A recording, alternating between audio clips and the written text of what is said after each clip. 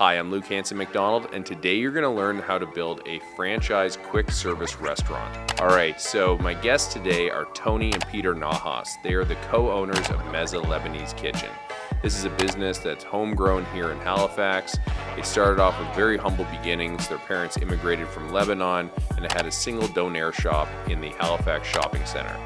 The boys joined the business as they got older, streamlined it, standardized their processes, and it has now exploded to have 23 locations across Canada, including their first West Coast location that just opened in Calgary. Today you're going to learn about those humble beginnings, as well as the process and the ingredients needed to build a great franchise business. And lastly, if you stick around, you're going to learn about the single largest challenge they faced as brothers and entrepreneurs. All right, this is Beyond the Family Business Podcast. Let's jump into it. Before we jump into it, please make sure you subscribe. It makes a big difference to my channel. All right, let's jump into the episode. Who are you? Where are you from? And what do you do? Okay.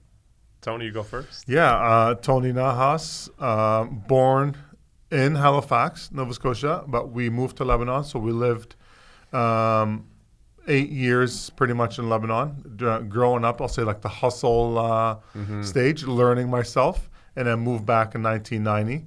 Co-own, of course, Mezza Lebanese Kitchen with my brother Peter, and So I'm Peter Nahas, again, one of the co-owners of Mezza Lebanese Kitchen.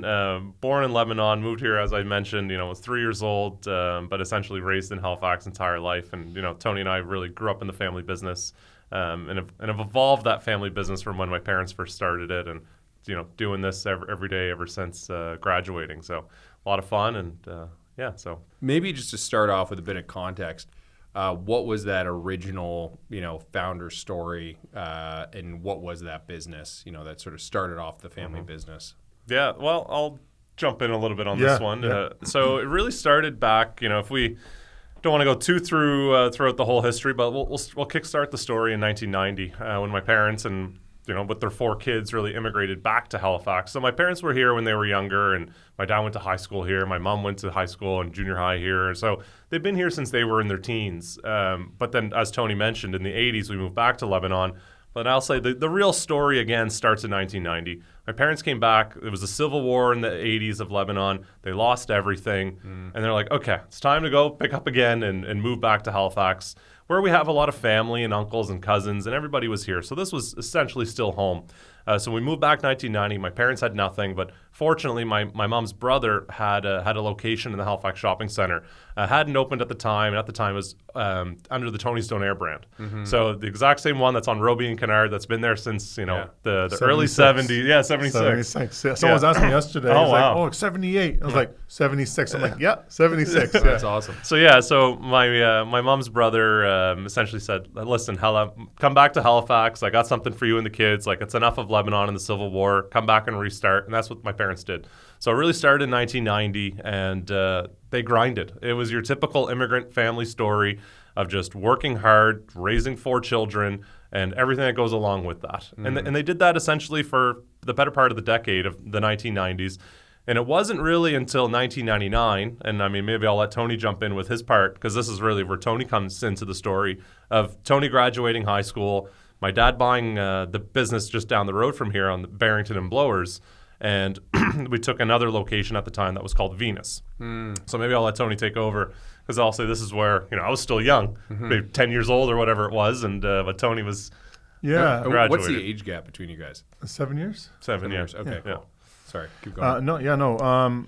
So in 99, so actually just to rewind a little bit, my sisters, so we all worked in the business and the mall. So during like 91 to 99 to 2000s, it was under the Tony's Donair. So we would go to school. He would go to Westmount, and my sisters and I would be at St. Agnes. So during lunch hours, we'd run for lunch, help my parents, run back to school. After school, we'd come back, and they'd go home because we lived on Connaught Avenue. Very convenient. My dad, basically just walk to work and back. Kidding. And so we all kind of pitched in on all those years. So during all that time, being the older son, you're not like obligated to work in a family business or like to take over. But, you see your parents working hard. You're like, yes, I want to help my parents. And I was into it every day. My studies weren't the best. So basically my dad was like 99. I'm like, yeah, I graduated. It's all good. He's like, okay, so what are we doing? You going to school? I want to see the marks. I'm like, oh, okay. Well, what's my other option? He goes, you come to work. So the next day, put on my Venus shirt or my Tony's Donaire shirt on. And then I went to work. He goes, well, I see what you want to do. So work with them for 6 months to a year. And then my dad bought, actually up the street on Godkin Street, another Venus Pizza that was originally there from his brother's son-in-law. Okay. So they had 2 locations of Venus. Yeah. So they bought that one. My father bought that one, and then a couple years later bought the one downtown. Okay. So my dad basically was running those, and then I was with my mom at the mall. So again, we're working at the mall and, getting tired. It's the same kind of, mall rat kind of back and forth from 9 to 9. I'm like, Mom, this is getting too much. Let me go help Dad. And I was still 21, 22. Sure. And she goes, my dad's like, you're not coming downtown and you're not going to Godkin Street to work. I'm like, Dad, let me help you. So I go a couple hours, relieve him, help him, see, who the staff are. And he was like, go back to the mall, help your mom. I'm like, okay, I'll go back to the mall. So did that for a few years. And after, I'm like, Dad, please, I'm getting tired. I'm bored. Yeah. I'm at the mall. Let me come over and take over downtown. He goes, no, don't work. Because he'd be working till 5, 6 in the morning. Wow. So, and we wouldn't see my dad. I'm like, Dad, you're waking up at 2 or 3 in the afternoon and then going to work at 4 and then working all night. We don't see you. Let me do that. No, there's people downtown. There's fights and there's, people coming around late, and I don't want you, coming driving late. I'm like, Dad, come on. I can do it. I want to do it. Yeah. So one day he's like, okay, what are you doing? I was like, I'm coming downtown. He goes, okay, come. Comes downtown, takes off his apron, hangs it up, and he goes, I'm leaving. I'm like, what do you mean? He goes, you want the store? Take it. I'm done. I'm going with your mom. I didn't know how to make dough. I didn't know how to cash out. And then the staff were like, who are you? I'm like, well, I'm Tony, and I own the place now. So yeah, I had to learn. It took me 6 months, to learn the whole system and to figure it out and, tweaked a little bit here and there. The recipes, but no, that's when it really took off. And then I got the itch to want a Lebanese restaurant. I'm like, because we had started with the shawarma, and that's when we kind of really started to push. And my dad's like, what do you know about Lebanese food? I'm like, Dad, we do the hummus, we do the shawarma. And he goes, stick to what we're doing. We're fast food, and let's think, what do you know about restaurants? I'm like, Dad, it's going to be good. And downtown at when it was Venus. Yeah, I remember. I remember. Yeah. It was a good spot. So I treat it like a restaurant. you'd come and order your plate. I said, go sit down. We'll come over. We'll bring it to you, forks and knives. And so I was getting the urge, but I had nothing, no knowledge about a restaurant business other than the QSR. And then, 2005, 6, a building came up on Kumpo Road. Yeah. And I was like, Dad, we need a building. We need, Tony, just stop. I'm like, Dad, we need to do this. He goes, what? Just a small family restaurant and, shawarma, clubhouse sandwich, because we were doing clubhouse sandwiches and cabbage rolls. And, we kind of really opened up the menu. And he goes, okay, let's go buy the building. So we bought the building on Kumpo Road. And we started with the renovation. And, what do I know about restaurants? Was 4,500 square feet and full-size kitchen. And then we started, had a designer, had it all laid out and drawn out. And then, I'll fast forward, during that construction stage. With the designer, it was more like, oh, well, you have nice tables. Well, you know what? Let's put tablecloths. In the evenings, tablecloths, you need glassware. And you need wine glasses. And you need, nice napkins. I'm like, okay, and sure. And it was like, so going through it, well, we need a bar. I'm like, we have a bar. He's like, no, we got to dress it up. You need wine, white wine, beer on tap, beer in the bottle. I'm like, what kind of wine? He's like, looks at me, is like, okay. I'm like, he's like, Chardonnay. I'm like, what's a Chardonnay? Is it red or white? He's like, you don't know what I want. I'm like, I was green. Yeah. So like he left and the place was all cleaned up and ready to open. I was like, looked around the bar. I'm like, what do I do? Like, how do I even start? Like, Yeah. so we put an ad on in Montreal for a Lebanese chef. So we basically got a Lebanese woman. She was a chef, amazing. Yeah. Came in, took over the kitchen. My mom was in there. I was in there, and then so through the POS system, the one that we got. So they knew that I needed like a manager. So they had a friend that basically she opened up restaurants, and she comes over, walks into the restaurant. She goes, "You need a manager," and I'm the one. I'm like, "Okay, yeah. How do you know?" She goes, "I'm here. Let me take over the front, and I'll open this place for you." I'm like, "Geez, this is amazing." Yeah. So she ran the front, and then the chef ran the back, and I was just overseeing and learning. So they'd ask me questions. How do you want the place designed? What do you want to do? I'm like, what do you think? Yeah. And she was like, well, I've done this. I'm like, I like it. Let's do it, you know? So I really learned the back, and then that chef carried on, went back to Montreal, and after 6 months, so I took over the kitchen, and then in the front of the house, everything was running. So, and then she later took off to open up another restaurant, and then I started running the whole place. And basically, this is when I start learning the whole aspect of the business, and took the sommelier course and start learning about wine and learning about the service. And so it really took off pretty good. So in February 2007, we opened up the first Mezza Mediterranean Grill. And so was this the location right by Quimple and Oxford? Exactly. Quimple and Oxford. Yeah, okay. I remember going there as a kid. I grew up sort of on Jubilee. Oh, yeah, So yeah. I remember that was like a fine dining Yeah, sort of exactly. establishment. Yeah, so a 150-seat restaurant. Yeah. Full wine, wow, is that full big? wine list. Yeah. Oh, wow. Had a private room on the side. We were doing belly dance nights, huge parties for like New Year's Eve. Yeah, it was a full on.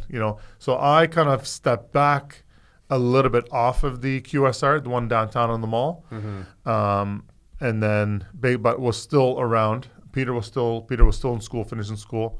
My parents wanted to go to Lebanon, so that whole dynamic started to. So I was overworking myself, but I wanted to do it.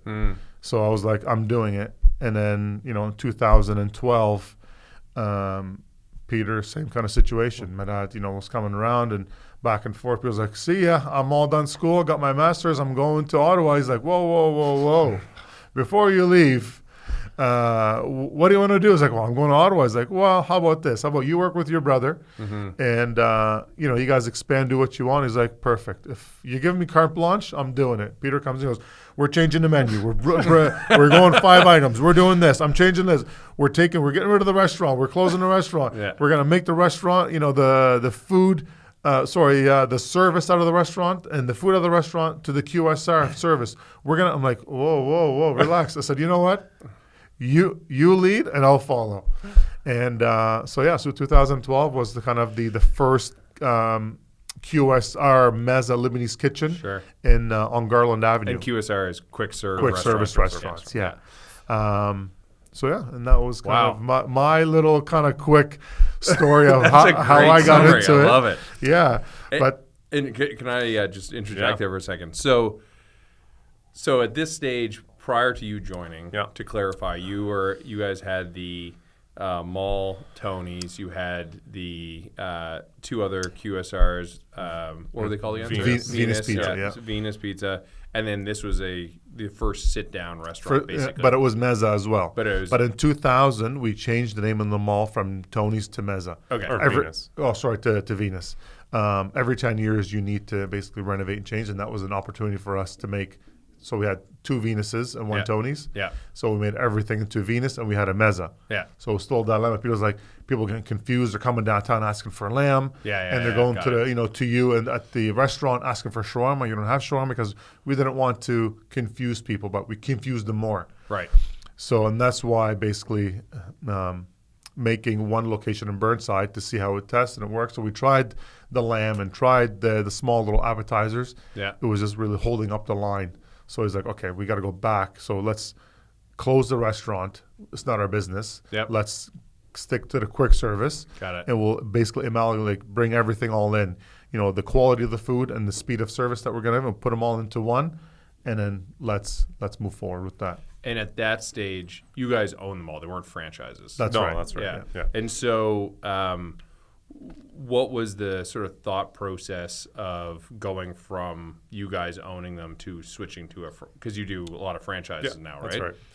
So I'll say picking up on the 2012 story. So 2012 to 2016 was pretty pivotal. So we rebranded all the locations, and at that time we had 3 Mezzas, and the menus were all consistent. You had the mall, you had downtown, you had Burnside, and then we started opening more. We opened up in Scotia Square, we opened up in Sackville, we opened up in Clayton Park, and now we had 6 locations. And I'm like, okay, this is great. We have managers, everything's well organized. And I was like, but it wasn't enough. It was the model actually going back to, let's say, around 2014 was to begin franchising. But I can tell you that in 2014, I was like, we're not ready. In 2015, I was like, we're not ready. Building out the system, refining the menu, building the operations manual, working on trademarks and legal and franchise disclosures, and how do I set this whole thing up? And it wasn't actually until 2017 that I was like, okay, I think we're ready. So the plan for franchising was years in the making, and everything what we were doing was to build for that system. And we built a commissary kitchen, a 3,000 square feet kitchen of just producing products and being able to ship it to other markets and other locations. So the vision was there for years. But in 2017, actually, we opened up our first franchise, and crazy enough, we actually opened up 4 franchises in 6 months of that year. Wow. Which, in hindsight, it's like, wow, that's actually kind of impressive, guys. And they were all very successful, great openings. So it was a lot of hard work on the beginning of setting it up, but once we got it set up, obviously, like any other business, you continue to refine over those years, but the models really hasn't changed from that 2014 kind of mark. And, franchising in 2017 has just been rolling ever since. This may be a stupid question, but what is the benefit of going to a franchise model versus you owning 100% of it? There's a lot. I mean, I could talk about that for hours, to be honest with you. But I mean, one of the beautiful advantages, you can expand a lot faster. You can have a better system and controls with owner operators from those communities and markets. There's the capital aspect as well of being able to grow from a capital perspective through a franchising model a lot differently than you do with just a corporate model. But one of the things I love about it the most is having franchise owners that love the brand and are passionate about the brand and bringing that into their communities, into the Monktons, into the Charlottetowns, into the Frederictons, and being able to share that Mezza brand with different communities that you can't always do corporately. Some brands do it really well, the Starbucks of the world. Sure. But that wasn't kind of our vision. And you get that local entrepreneur Absolutely. accountability and passion for and they're it, right? part of the community and part of the hockey teams and part of the Chamber of Commerce. Right. That's something you can't often do on a corporate level, but you can certainly do that in a franchise level where they're ingrained in those communities. And you spoke a little bit about you not being ready until 2017. Yeah. You guys are in the food business, so I'm going to use a metaphor for this. But if you had to, cook up the perfect sort of franchise business, what are those ingredients that actually make a business franchisable? Systems. Yes. That's the one word. It doesn't matter what industry you're in, but food in particular, but it's all about the system. I know we use the word franchising and, use it, but really all you're doing is buying a system. How can you replicate your business over and over and over again? And I'll use McDonald's as the best example. A chicken nugget in New York is the same as a chicken nugget in Dubai as it is in Tokyo. It's the exact same across the planet, which is as good as it gets, but that's a system, right? So, and that's what Mezza's been, that's what took us years to really develop. How do you make this chicken shawarma wrap if you go in Halifax or if you go in Victoria, BC? How do you get that shawarma the exact same every single time? And it comes with growing pains, and you get frustrated customers, and you become the quote unquote sometimes the big chain at that point. You get different labels, and it's a part of growing. It's a part of going into that model. But the goal was always, how do you get the same shawarma every single time at every single location? And that goes for your entire menu. But that's just a system, right? And how do you make sure your staff is trained? Because now your staff is not being coached by Peter and Tony anymore or hands-on. Now you have different owners that are maybe not from the restaurant business. We grew up in it. Like this for us we can do it with our eyes closed. But somebody that's a teacher or an engineer, and wants to be part of the franchise system in restaurants, how do you educate them? And here's 35 years of knowledge. Let me show you in 3 weeks, right? So, and that's a system, right? And that's franchising. Absolutely. That was a tough part. Because like tabbouleh, I was like, okay, well, it's easy. Just parsley, tomatoes, cracked wheat, lemon juice. He goes, it's not easy. Like for you, it's easy. But how are they going to learn how to cut the parsley? How are they going to, mix the ingredients? They have to be the same everywhere. I'm like, yeah, that's going to be a challenge. He goes, you have to do it. I'm like, how? He was like, I don't know. You have to do it. I was like, okay. So really breaking down, because well, how do you weigh tomatoes? Some tomatoes are wet, some tomatoes are dry, some tomatoes are overripe. Do you strain the tomatoes? Do you not? Like, are they wet? Parsley, you have to wash them. You have to cut them. Do you cut them wet? Do you not? Like, so, and then how do you weigh them? Are they in a container or is it like on a scale? So it was challenging. But now you go to any mezza and it's the same tabbouleh everywhere.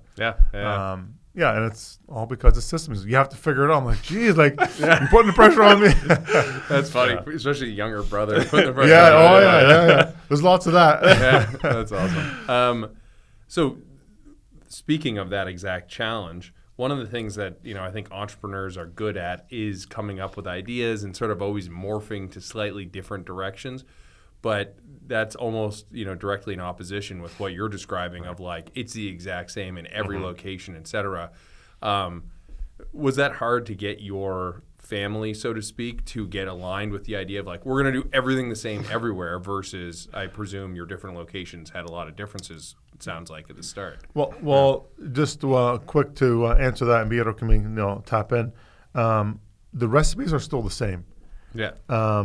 The shawarma recipe, our spices, they're the exact same what my dad used to make. Really? Oh, cool. Everything. Like garlic sauce, it hasn't changed for 35 years. Right. It's the exact same, and there's probably like 4 people in the company that worked in the company that know it. Nobody else. And so again, trying to keep in that consistency of that flavor from day one. Doner meat, same thing. It's the exact same recipe.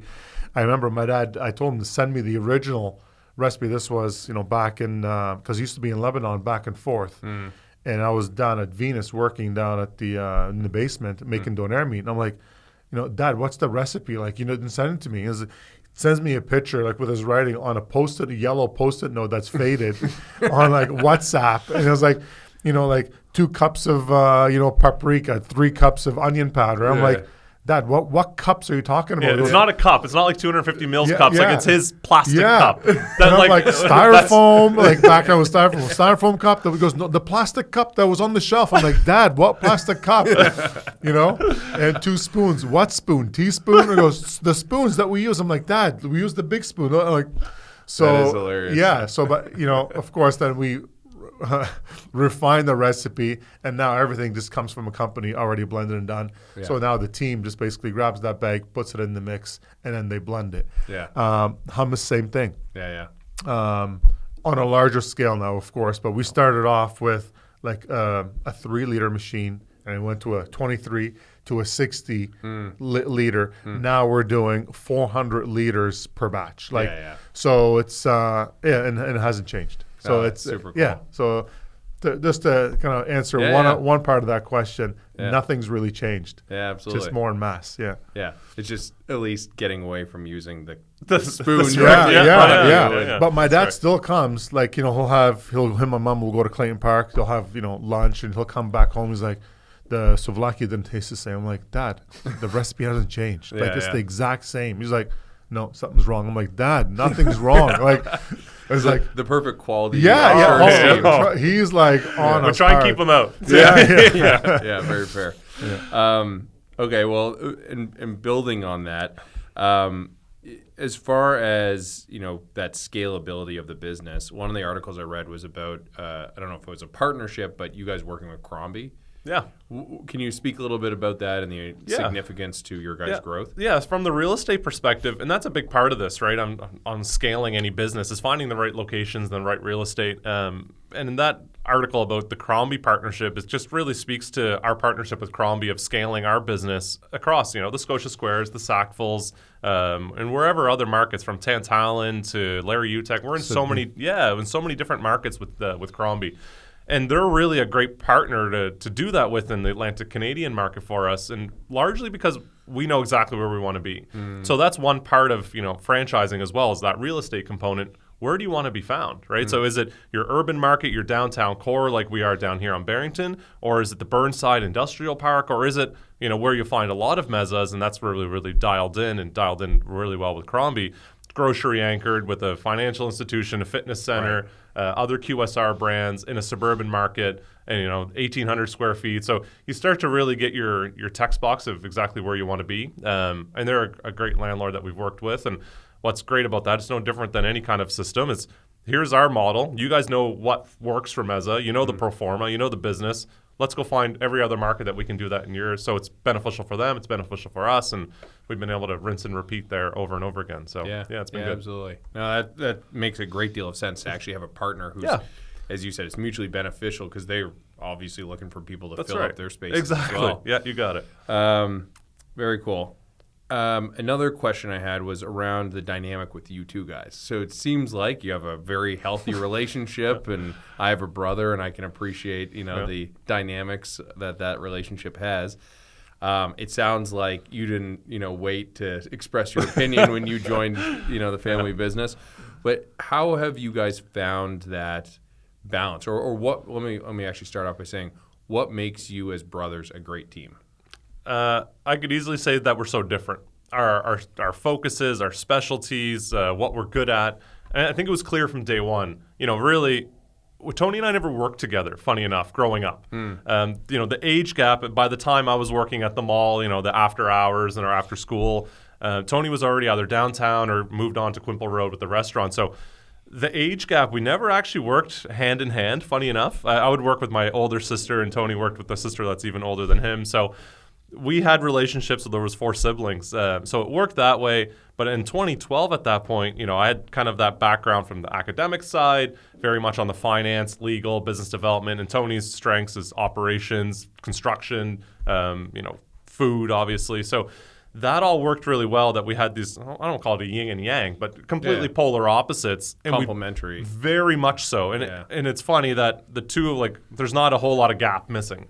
So the two of us together work really well, and the trust is there. So whatever it is that I know he's going to be doing, he's got it. Don't worry. I don't even think about it. If it's construction or anything food related, Tony's got it under control. It's all good. And I know that the vice versa is the same thing. He knows if there's ever something legally or new markets or franchisees or whatever it is, he's like, no, Peter's got it. He doesn't even get in that lane and vice versa. So I think that's what makes the complementary partnership so easy, is that we're not overstepping. And even if there is, I don't want to say conflict or debate or conversation around whatever, it's always for the brand or it's always for the business. It's never been, and I don't think it ever will be, egotistical. It's not like, oh, this is what Peter needs because it's good for me. I don't think it's ever come up. And I know the same thing with Tony. It's never like, oh, this is what Tony wants because it's good for him. It's never been the case. It's what's best for Mezza, what's best for our franchisees, what's best for the business.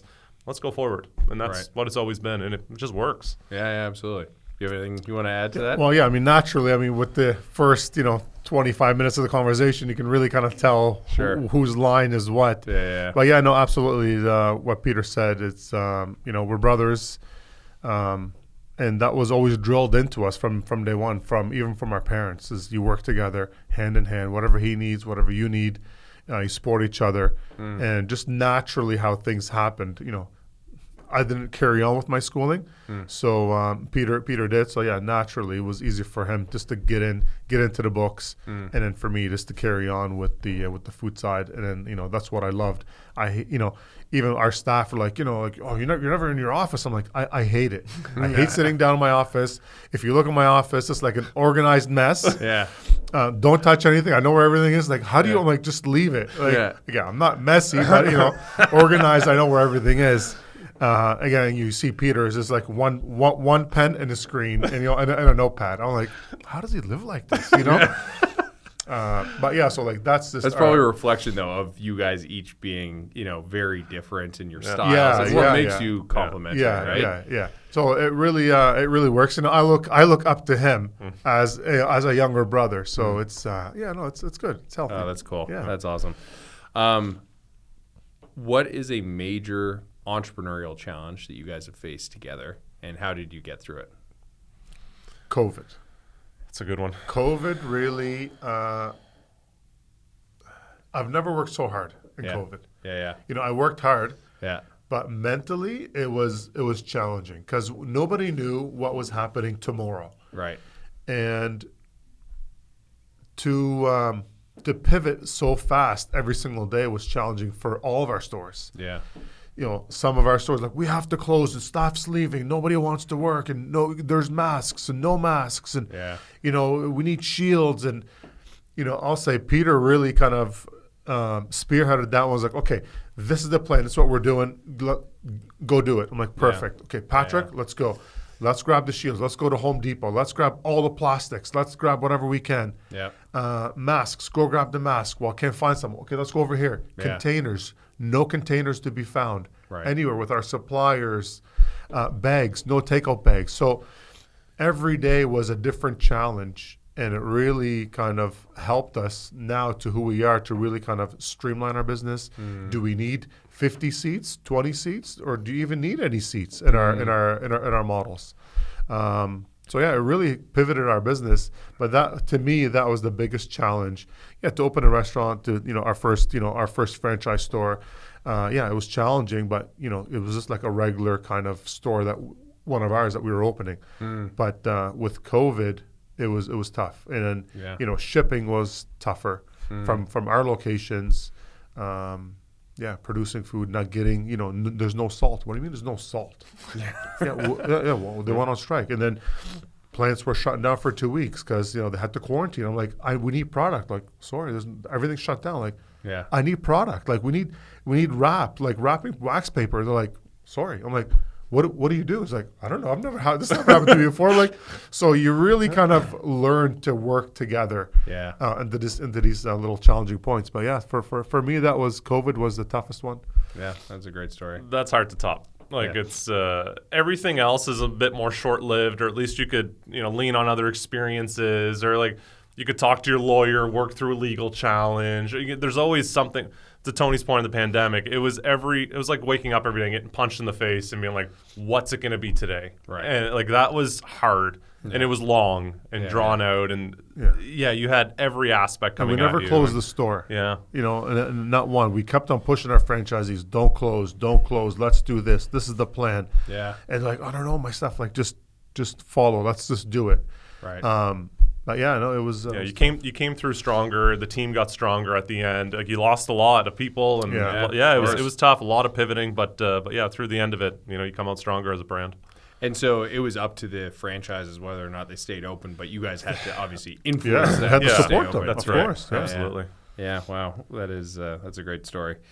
All right, we're running close on time here. Couple last questions. One is. What is next for the Mezza business? Where do you go from here? You know what? I'll take it from Peter's words quickly, and he can kind of finish off. So we'd be sitting in meetings and to really talk about our brand and what we want to do next. We're going to 200 locations. I'm like, geez, like 200? Like, we have 20. And this was back, last year. It's like 400. I'm like, you just said 2. How do you go from 2 to 4? So the sky's the limit, and I know that what we've built right now, we're set up to do 200 locations, no problem. So, so I mean, I'll let Peter. Yeah, and he's absolutely right. It's we've built a model that is scalable. We're now in 5 provinces. We just recently signed a 15-unit deal in southwestern Ontario, starting off in the Windsor market. Congratulations! Thank you. And it's we'll be in 6 provinces. So for a little small company out of Halifax, Nova Scotia, to be within 5 now, with Calgary being our furthest. We get calls, and I've been on multiple calls with people for British Columbia, people that are interested in Saskatchewan. Like, it's endless, and it's just now being strategic about how we grow, building out that right team to help us scale. A lot of the hard work was done by our parents of building the systems and the recipes and so on, but we've really refined the modernization of it. But now it's just time to get running. As they say, you got to crawl before you walk and walk before you run. I think now we're at the running stage. Like, let's just go. It's we're ready. Like, we're definitely ready. Yeah, that's super cool. Yeah. Last question. You guys are in a lot of communities, and you sort of spoke to the importance of your franchisees being part of the local communities. You've been supported by the community we've all been lucky to grow up in, et cetera. What impact do you guys want to have on our community in the long run? We want to leave a mark, of course. Quick story. Yesterday, so we had some hats, our retro hats, and we had them in the office, and there was a few left over. So I'm like, what are we doing with these? He goes, whatever you want. So I grabbed 10 or 15 and my son's in camp up in Dartmouth into a sports camp. And then I walked in and I just gave 2 or 3 kids hats. And there was one coach of my son's. He kept on, because my son came and was like, "Dad, Sam wants shawarma. He wants a shawarma." Dad, I'm like, Elias, like, okay, everybody wants a shawarma. Like, it's just a routine, right? Yeah. So I'm like, so I called my son. I'm like, "Elias, where's your coach?" He goes, "Oh, Dad, he's over here." I'm like, "Here, go give him a hat." So, the guy, Elias, my son, runs over and gives him, the coach a hat. And the smile on his face was like, "Oh my God, he got me a hat!" And I was like, so to me, giving and like it's just a hat, but someone smile, someone's face, and then actually, I always keep gift cards. I mean, I shouldn't say this on public. I always keep gift cards in my car, and because Mezza, amazing, and then basically I'm like, "Oh, here's a gift card," and. Yeah. Another quick story. I was at Costco. I had the hat on backwards, the pink one. Yeah. And somebody followed me in my car and then basically stopped me. And is like, "Man, where'd you get your hat from?" And they haven't even released yet. Like, we haven't even done a 35-year anniversary. Yeah. And he goes, "I love your hat." I'm like, "Oh," and his wife's like, "Don't ask him. He owns Mezza." And I was like, "I own Mezza." He's like, "Oh my God, amazing." I'm like, "Well, do you want it?" And so I took it off my head and I gave it to him. The guy sends me a text message on Facebook. He's like, "Oh my God, thank you so much. And this is why I came back to Nova Scotia." So, to me, I love to give. I love to basically see people's smiles and to leave a mark here that Mezza Lebanese, community and help everyone. And that's what, and then providing good food, of course, for the community. And then, Sure. So those are 2 little small stories. No, just a reflection on who I am, and of course, who we are as well. So absolutely. And I mean, I'll say just shortly on the Lebanese food. So coming here as a young Lebanese family, you didn't know what hummus was in the 90s. We would bring to school or for lunch, whatever it was, za'atar, which now everyone sees it on the menus, hummus, which you can find 50 different flavors in the grocery stores, tabbouleh, which is in Costco. So all these things that we grew up on, that was like, oh, what is that? What I mean? Pickled turnips, nobody knew what a pink French fry, what is that? So our food is what I want to share with people, right? How do we make Lebanese food synonymous like pizza? You can go anywhere in the world and have pizza. How do we do the same thing with Lebanese food? And we're getting there. A lot of people, it's amazing to watch the walks of life that come into our restaurants. They're like, "You eat Lebanese food? That's cool," right? It's pretty special. Oh, that's awesome. Both great answers. All right. Well, thank you so much for your time, guys. I really appreciate it. Thank you. Awesome. Thank you so much for watching. This is Beyond the Family Business Podcast. Please like and subscribe. Take care.